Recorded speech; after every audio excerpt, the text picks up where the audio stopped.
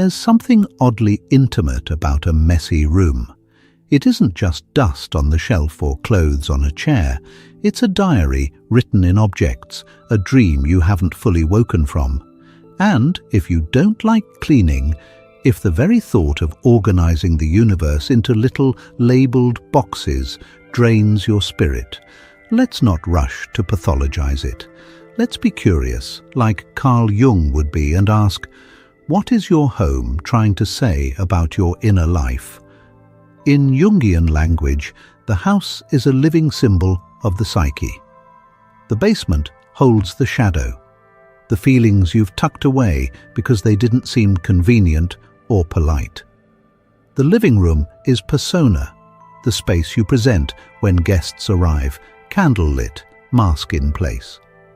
The bedroom is the soul's inwardness, and the desk, that restless altar where ideas gather, is your creative function teasing you into becoming.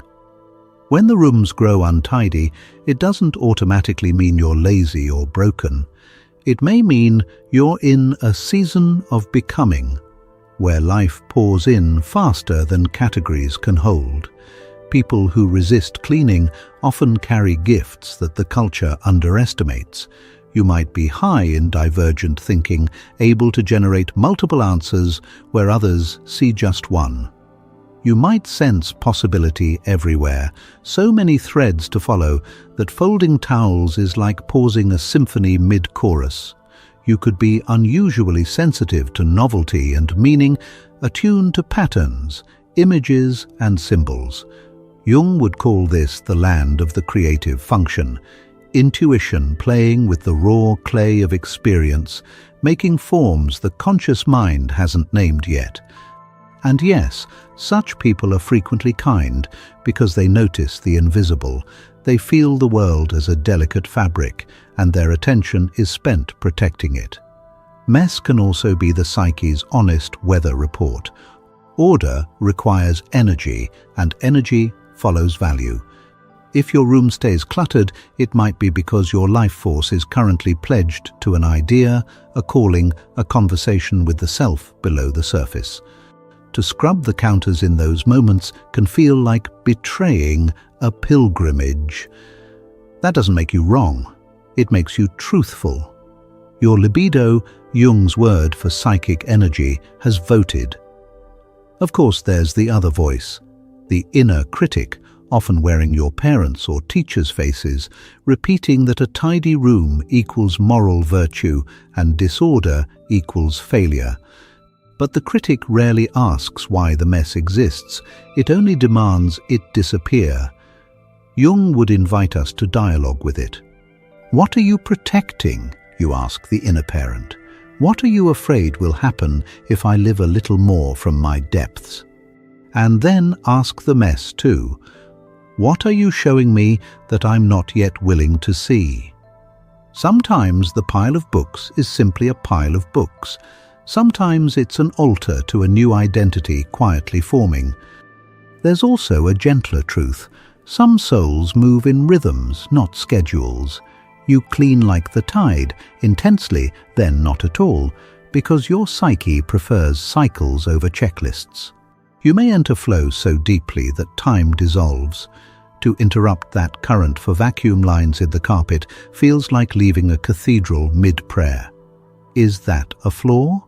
Or is it evidence that your inner life is vividly alive? Many inventors, artists, and healers share this trait. They tolerate temporary external chaos while building a profound inner coherence. Let's name more of your strengths so shame loosens its grip. You likely possess high curiosity, a gift for pattern recognition, comfort with ambiguity, intuitive prioritization. What truly matters receives your best.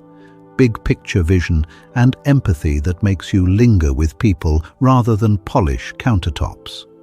You probably improvise well. You adapt fast. You can sit with unfinished processes without panicking, an underrated spiritual muscle in a culture addicted to control. Does this mean the mess is always sacred? No. Sometimes it signals fatigue, grief, or avoidance. But even then, the clutter isn't evidence you're failing, it's evidence you're honest about where you are. Jung didn't ask us to choose between order and chaos. He asked us to hold the tension until a third thing was born, a living arrangement between the part of you that creates storms and the part that lights a candle after. If your house is a mirror, don't smash the mirror. Learn to read it. There's meaning in the unfolded laundry, poetry in the half-started projects, a myth unfolding across the floorboards. Before you reach for the broom, reach for the symbol. What season am I in? What is ripening? What wishes to be born through me, and how is my environment telling that story out loud? Let's linger with the symbols a little longer.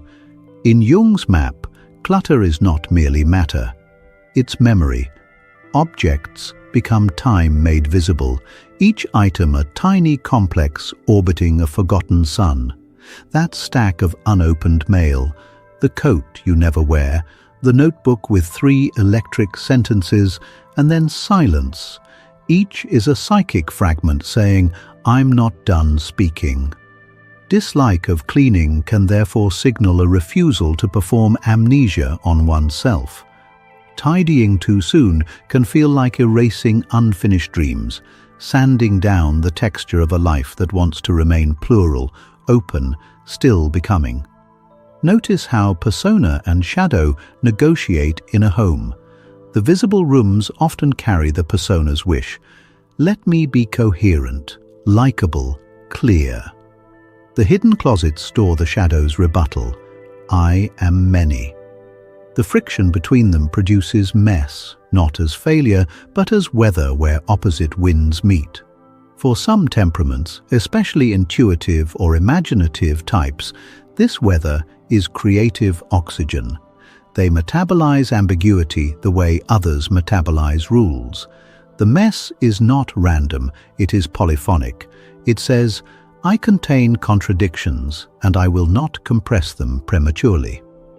There's also the Senex pure rhythm, the archetypal elder, Senex, who wants structure, and the eternal youth, pure, who wants sky. A chronic aversion to cleaning may reveal strong, pure energy, a psyche drawn to horizons, symbols, beginnings. The Senex whispers of discipline and bones, the pure hears birds. If the Senex dominates, life becomes sterile order. If the pure dominates, life becomes scattered aeration. The psyche seeks a living tension, yet some seasons rightfully belong to the pure, when the world must be allowed to sprawl while something subtle assembles itself behind the scenes. Consider boundaries. A room that resists ordering can mirror a nervous system that is exquisitely permeable. Highly empathetic people absorb atmospheres. Objects accumulate as if to buffer intensity, to add thickness to the air. What looks like procrastination might be the body's way of slowing encounters with the world. Jung would not scold the symptom. He would ask what intelligence it carries. Perhaps the mess is a membrane, porous enough to breathe, dense enough to protect a sensitivity that does not show on the surface. Shame haunts messy spaces because shame hates plurality. Shame wants a single, presentable self. Clutter insists on a chorus. When shame is activated, the gaze becomes punitive. Every object turns into a witness for the prosecution. But when the gaze softens, objects re-symbolize. They become emissaries from the unconscious, artifacts of longing rather than evidence of defect. Many who dislike cleaning possess the gift of re-enchantment, the capacity to feel life in things. They hesitate to sterilize a space because they can hear its music. There is also grief. Mess often sediments where life has changed faster than language. A relationship ended, a vocation shifted, an identity molted. The psyche scatters tokens when a chapter closes, but cannot yet be named. Cleaning would be a kind of burial, the refusal to clean, a wake that has no words. And there is desire. Some mess is erotic, charged, generative, suggestive of futures not yet confessed. To keep it is to keep the cauldron warm. So if you recoil from cleaning, it may say you are faithful to multiplicity, allergic to premature conclusions, oriented to symbols over surfaces, sensitive to atmospheres, and more in love with becoming than with display. Not defective, different, not chaotic, mythic. If this felt like a mirror, give this video a like and subscribe to Fractal Wisdom for more soul-wise psychology. Share this with someone who needs a gentler story about themselves. Share in the comments. When you look at your mess, what do you think it's protecting or growing in you right now? Remember, your home isn't a test you pass. It's the poem of your becoming reading itself out loud.